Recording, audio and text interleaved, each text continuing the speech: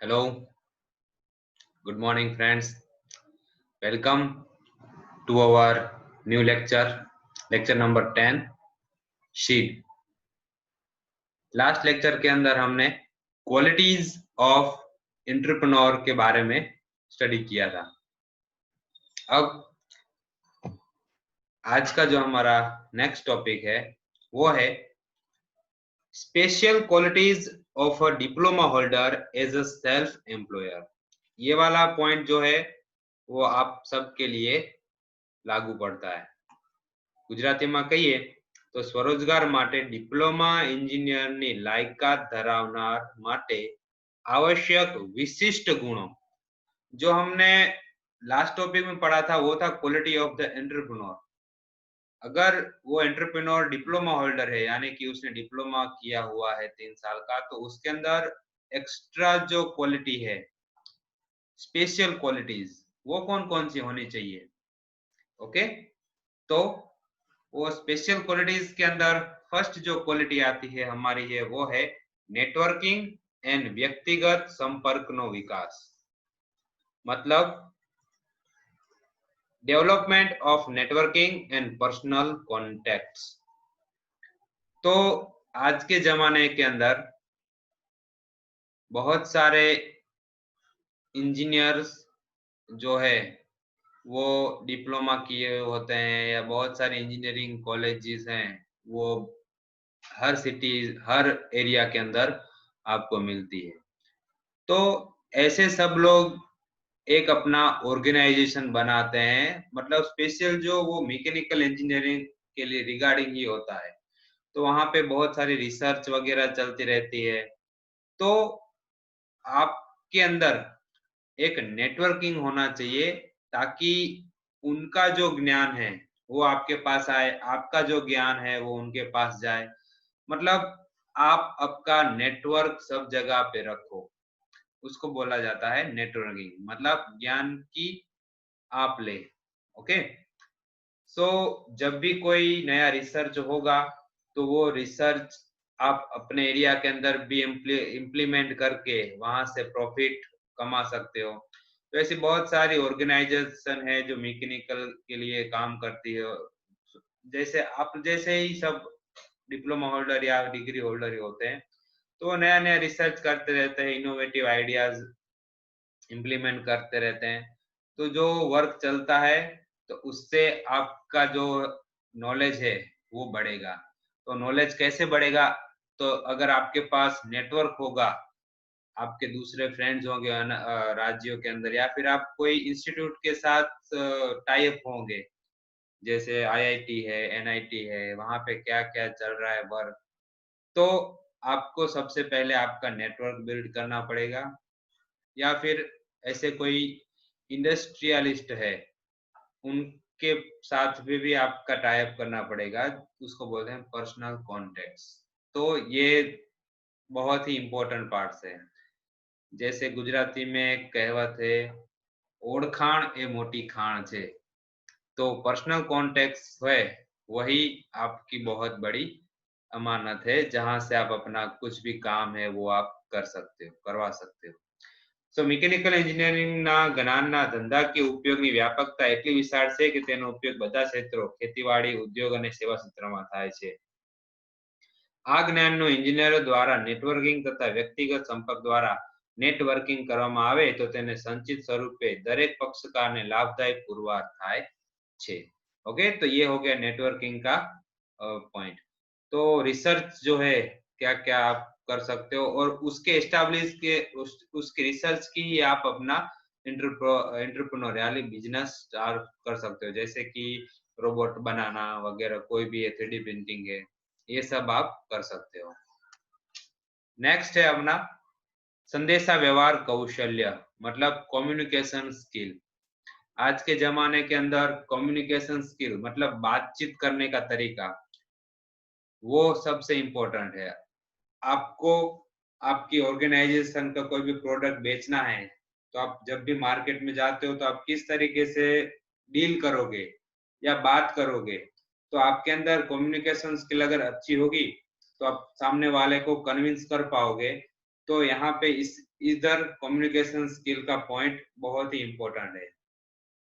संदेशा व्यवहार कौशल्य एक એવું કૌશલ્ય છે કે જેની તાલીમ દ્વારા પ્રેક્ટિસ દ્વારા વિકસાવી શકાય છે। इससे आप ट्रेनिंग लेकर भी कम्युनिकेशन स्किल अपने डेवलप कर सकते हो। વ્યક્તિનું સંદેશા વ્યવહાર કૌશલ્ય એ ઘટનાને સ્પષ્ટ કરે છે કે તે દ્વારા વ્યક્તિઓ વચ્ચેની સમજ વિકસાવી શકાય છે। અસરકારક સંદેશા વ્યવહારના કૌશલ દ્વારા આંતરિક કર્મચારીઓમાં સંકલન અને સહકારની ભાવના વિકસાવી શકાય છે અને બાહ્ય પક્ષકારો સાથે નવા નવા સંબંધો સ્થાપીને ધંધાનો વિકાસ કરી શકાય છે। अगर आप अच्छे से बोल पा रहे हो, अच्छे से अपनी मार्केटिंग कर पा रहे हो, तभी आपका बिजनेस आगे बढ़ेगा, वरना ये पॉसिबल नहीं है आगे बढ़ने के लिए। ओके, तो अपनी कम्युनिकेशन स्किल डेवलप कीजिए। इंग्लिश में अगर आपको कोई प्रोडक्ट आपका देना है अदर कंट्री के अंदर, तो आप बातचीत हिंदी में तो नहीं कर पाओगे, वहां पे इंग्लिश बहुत ही इंपॉर्टेंट पार्ट करती है। आप अपना मेल ड्राफ्ट करोगे किसी भी प्रोडक्ट के लिए, तो कम्युनिकेशन स्किल यहाँ पे बहुत इंपॉर्टेंट रोल पे करती है। ओके, थर्ड है तब्दीली કરી શકાય તેવું કાર્યકારી કૌશલ, मतलब ट्रांसफरेबल वर्क स्किल। अभी आप डिप्लोमा पढ़ रहे हो, तो वो डिप्लोमा की जो पढ़ाई है वो आप सीख रहे हो, वही पढ़ाई को आप अगर ट्रांसफर करोगे आपके वर्क में, तो वो हो जाएगा ट्रांसफरेबल वर्क। सामान्य रीते टेक्निकल कौशल्य एक शैक्षणिक प्रक्रिया तथा महावरा द्वारा विकसावी शकाय छे। टेक्निकल कौशल्य है वो आप डिप्लोमा पढ़ते हो और प्रैक्टिस करते हो, उससे आपका डेवलप होगा। જ્યારે મિકેનિકલ એન્જિનિયર ઉદ્યોગ સાહસિક બનવાની ખેવના રાખતો હોય ત્યારે તેઓએ કૌશલ્ય પ્રાપ્ત કરવું જોઈએ અને સાથે તેને તબદીલ કરવું જોઈએ। अगर आपको बिजनेसमैन बनना है, एंटरप्रेन्योर बनना है, तो आपने जो पढ़ाई की है उसी पढ़ाई को आप प्रैक्टिकल चीज के अंदर इम्प्लीमेंट करोगे, तो आपकी जो ये स्किल है वो कारगर साबित होगी। क्लियर? नेक्स्ट है बहुत ही इंपॉर्टेंट टॉपिक, कॉन्फ्लिक्ट रिजोल्यूशन, मतलब संघर्ष निवारण। संघर्ष मतलब झगड़े, कॉन्फ्लिक्ट मतलब झगड़े। अगर आपकी कोई इंडस्ट्री है, इंडस्ट्री के अंदर आपने वर्कर रखे हैं, तो जो बहुत सारे वर्कर जब रहते हैं तो उनके बीच में झगड़े होना बहुत आम बात है। तो झगड़े दो तरीके के होते हैं, इंटरनल और एक्सटर्नल। एक्सटर्नल झगड़ों के अंदर आपकी जैसी कोई कंपनी है, साथ काम कर रही है, तो उन्होंने आपके ऊपर कोई केस कर दिया या कोई भी झगड़े का कोई भी कारण से आपके साथ झगड़ा करने आ गई, तो ये दो टाइप के झगड़े को आपको सोल्व करना आना चाहिए। जैसे जस्ट अभी का लाइव एग्जांपल आप ले लो, चाइना और इंडिया के बीच में जो चल रहा है वो कॉन्फ्लिक्ट है, वो है संघर्ष। तो इस संघर्ष को कैसे सोल्व कर रही है इंडिया, तो उसके बहुत सारे तरीके होते हैं। तो फर्स्ट तो बातचीत का तरीका होता है, एक साथ बातचीत करके आप उस कॉन्फ्लिक्ट को रिजोल्व कर सकते हो। तो इंडस्ट्री के अंदर भी जब भी कोई छोटे मोटे झगड़े होते हो, कोई दो वर्कर के बीच में झगड़ा हो गया या कोई ग्रुप के बीच में झगड़ा हो गया, तो मालिक को उस झगड़े को सोल्व करना आना चाहिए। જ્યારે વ્યક્તિઓ જૂથમાં કાર્ય કરતા હોય ત્યારે એકબીજા વચ્ચે સંઘર્ષની ઘટનાઓ બનતી હોય છે। આમ સંઘર્ષ એ આંતરમાનવ સંબંધની વિકસતી એક અનિચ્છનીય ઘટના છે। જ્યારે વ્યક્તિઓ વચ્ચે સંઘર્ષ पैदा થાય ત્યારે માનવ સંબંધોમાં કડવાશ ઊભી થાય છે। તેનાથી સંઘર્ષ સાથે સંકળાયેલી વ્યક્તિઓ તથા આવી વ્યક્તિઓ જે સંસ્થા સાથે સંકળાયેલી હોય તે સંસ્થાને પણ નુકસાન થાય છે। तो जब आप झगड़ा करोगे तो टाइम वेस्ट होगा, टाइम वेस्ट होगा तो आपका जो काम है वो आगे नहीं बढ़ेगा, काम आगे नहीं बढ़ेगा तो आपका प्रोडक्शन नहीं होगा, प्रोडक्शन नहीं होगा तो आपको पैसे नहीं मिलेंगे। तो इससे नुकसान किसकी हुई? एम्प्लॉयर की हुई, खुद मालिक की हुई। तो फटाफट से झगड़ा सोल्व करना सीखना चाहिए। तो आपके अंदर ये गुण होना चाहिए, को स्पेशल क्वालिटीज है झगड़ों को रिजोल्यूशन करना जल्द से जल्द। ओके, नेक्स्ट है आपका प्रोफेशनल ड्रेस। आप सब लोग एचजेडी के अंदर पढ़ते हो, तो वहां पे यूनिफॉर्म आप पहन के आते हो। वैसे ही कोई भी कंपनी होती है तो कंपनी के अंदर भी उनके वर्करों को यूनिफॉर्म प्रोवाइड करती है कंपनी। जैसे हम लोगों का भी ये यूनिफॉर्म है, टीचर का यूनिफॉर्म। तो उससे क्या होता है, उससे आप कंपनी को भी रिप्रेजेंट करते हो और अपने आप को भी रिप्रेजेंट करते हो। जैसे कि વ્યવસાયિક પહેરવેશથી વ્યક્તિ અને કંપનીની ઓળખ થાય છે। किसी भी मार्केट या कोई भी बाजार में मैं जाऊंगा, ये यूनिफॉर्म पहना होगा तो ये पब्लिक मेरे को पहचान लेगी कि ये एचजेडी के प्रोफेसर है। या फिर आप स्टूडेंट हो गए तो आपके टी शर्ट या फिर शर्ट वगैरह से पहचानेंगे कि ये एचजेडी का स्टूडेंट है। तो यहाँ से आपकी कंपनी और आपकी खुद की पहचान बनती है। जो વિવિધ રંગો અથવા લોગોનો ઉપયોગ થતો હોય तो વ્યક્તિને દરજ્જો સ્પષ્ટ થાય છે। जैसे पुलिस का यूनिफॉर्म आप ले लो, तो यहाँ पे 2-3 स्टार बने होते हैं, तो उससे उसकी रैंक की पता चलती है। ओके, खास પ્રકારના પહેરવેશ જેમ કે ચુસ્ત પહેરવેશ द्वारा कारीगरને काम करवाने अनुकूलता रहे છે। जहाँ पे आप मशीन के ऊपर काम करते हो तो आपके कपड़े फिट होने चाहिए ताकि वो मशीन के अंदर फंसे ना। ठीक है, तो उसके लिए आपके चुस्त कपड़े होने चाहिए, फिट। પહેરવેશથી વ્યક્તિના વ્યક્તિત્વમાં વૃદ્ધિ થાય છે। तो अगर आप वो ड्रेस पहनोगे तो आपको अंदर से वो काम करने की इच्छा होगी और आपकी जो व्यक्तित्व है उसके अंदर वो काम करने वाला इंसान खुद ब खुद आ जाएगा यूनिफॉर्म की वजह से।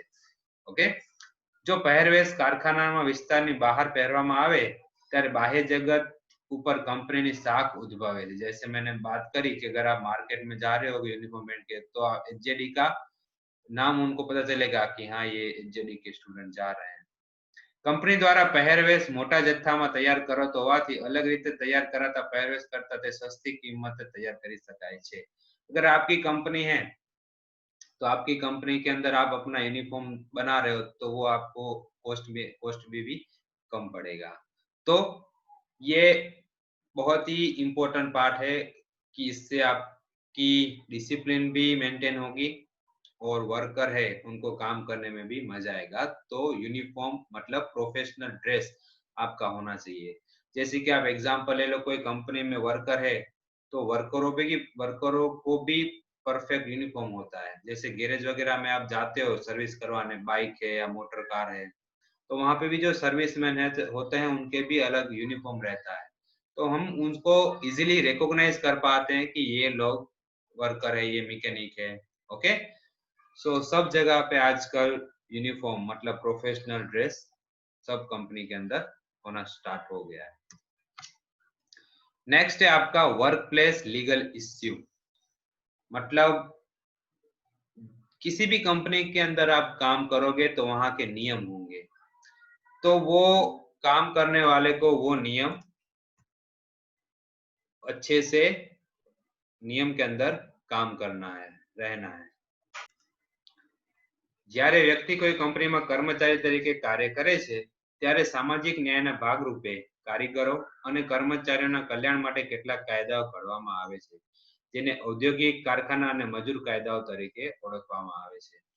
કારખાનાના માલિક તરીકે આવા કાયદાની જોગવાઈનું પાલન કરવાનું રહે છે, જેમ કે ઔદ્યોગિક વિવાદનો કાયદો, ટ્રેડ યુનિયનનો કાયદો, લઘુત્તમ વેતનનો કાયદો, કામદાર રાજ્ય વીમા યોજનાનો કાયદો, બોનસ ચૂકવણીનો કાયદો। તો આ બધા કાયદાઓ તમે ધારો કે એન્ટરપ્રેન્યોર हो तो તમારે પણ આવા કાયદા બનાવવા જોઈએ। જેમ કે वर्कर है कोई, उस वर्कर को बोनस देना, दिवाली पे उनको बोनस देना। फिर अगर उनके ईयर अच्छे से बढ़ते जा रहे हैं, 5 साल का एक्सपीरियंस हो गया, 10 साल का, तो उनकी सैलरी के अंदर इंक्रीमेंट देना। तो ये कुछ नियम होते हैं जो वर्करों को भी लागू पड़ते हैं और जो एंटरप्रेन्योर है वो भी उसको भी लागू पड़ते हैं। जैसे कोई वर्कर है उसको छुट्टी चाहिए तो उसको एडवांस में बोलना चाहिए कि मैं इस दिन छुट्टी पे रहूंगा तो मैं नहीं आ पाऊंगा, 2-3 दिन एडवांस में। तो ये सब नियम है। अगर आपकी कंपनी के अंदर ये सारे नियम हैं तो उस नियम को आपको अच्छे से फॉलो करना है। ओके, लास्ट पॉइंट है कार्यलक्षी नीतिमत्ता, वर्क एथिक्स। वर्क एथिक्स का मतलब है ईमानदारी से काम करना, सही और गलत का आपको ख्याल रहना। नीतिमत्ता जो है वो इंसान की खुददारी है, आपके वर्क के प्रति अच्छे से ईमानदार रहना।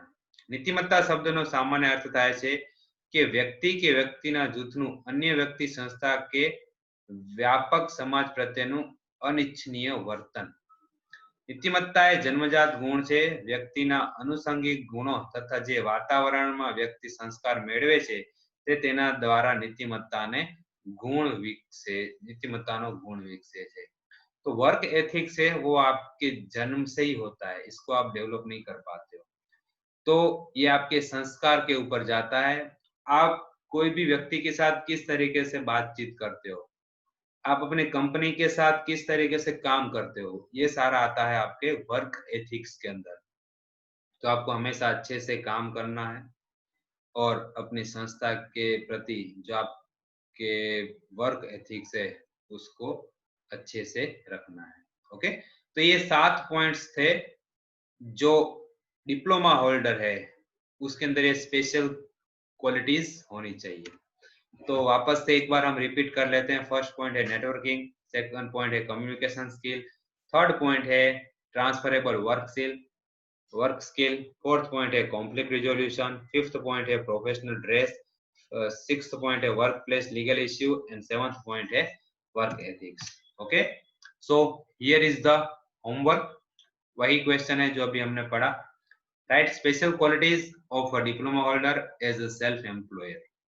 स्वरोजगार माटे डिप्लोमा इंजीनियरिंगनी लायकात धरावनार माटे आवश्यक विशिष्ट गुणों लखो। जीटीयू के अंदर ये 3 या 4 मार्क्स के अंदर आता है। कभी कभी ये सिर्फ ये 7 पॉइंट लिखने के लिए ही बोल देते हैं, तो बहुत ही इंपॉर्टेंट है ये 7 पॉइंट आपको याद रखने हैं। ओके, सो ये होमवर्क आपको अच्छे से आज के आज लिखकर ही गूगल क्लासरूम के अंदर सेंड करना है। कुछ स्टूडेंट बहुत लेट सबमिट करते हैं, तो प्लीज आज का काम आज करके ही सेंड कर दीजिए। देखो बहुत तो होमवर्क मिलता नहीं है, मिनिमम 10 मिनट का काम होगा ये क्वेश्चन लिखना। तो आप सबसे रिक्वेस्ट है कि आपके वर्क के अंदर आप रेगुलर रहें। ओके, और रेगुलरली आपका असाइनमेंट और जो है सबमिट करवाइए गूगल क्लासरूम के अंदर। ओके, अभी किसी के अंदर डाउट है, क्वेश्चन है, तो मेरे को पर्सनली कॉल करके पूछ सकता है। ठीक है, थैंक यू फ्रेंड्स।